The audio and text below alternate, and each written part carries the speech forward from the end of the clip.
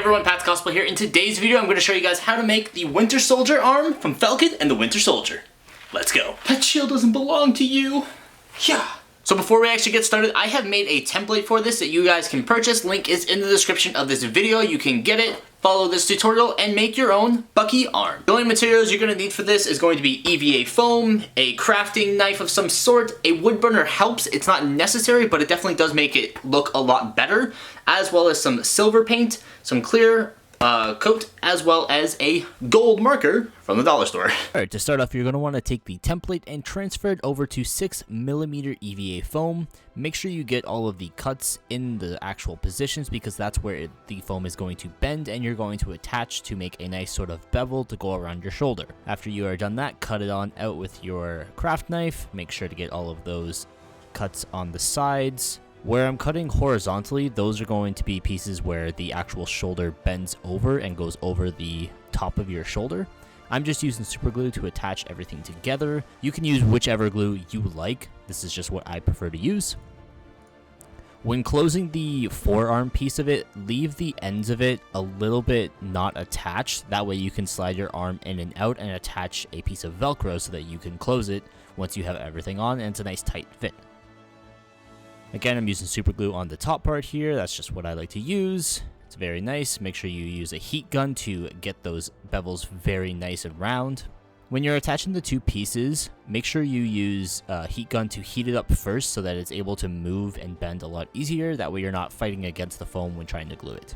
So here I made a template for where I'm going to be making all of my groove cuts for the actual arm. This is on the template if you guys purchase it, but if not, you can also look up reference photos to get what this thing kind of looks like, but the pattern shows you exactly what it looks like. And that's what the arm looks like here. I still obviously need to paint it and stuff, but you guys can make this into one piece. I want two pieces so that I'm able to bend it. I'm still going to take off just a little bit right here because it is a little bit close to here and there is a bit of a gap that I want to get rid of.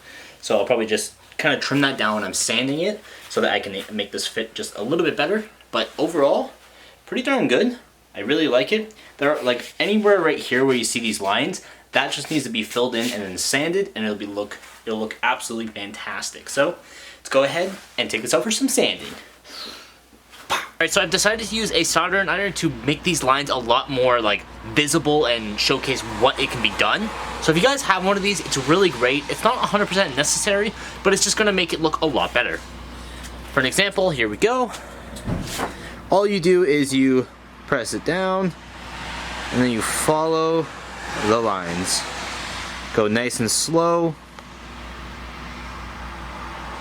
A reminder when doing this is to go very slow, as well as to do this in a very well ventilated area. That's why I'm doing it in the garage. Follow your lines, wear a mask, be extra safe when you're doing this. If you need to, get an adult to do this for you. This will be a lengthy process because a lot of the parts need to be actually burned in there, but it will look fantastic. Alright, so now that these pieces are done, they look so much better with the more detail done to it.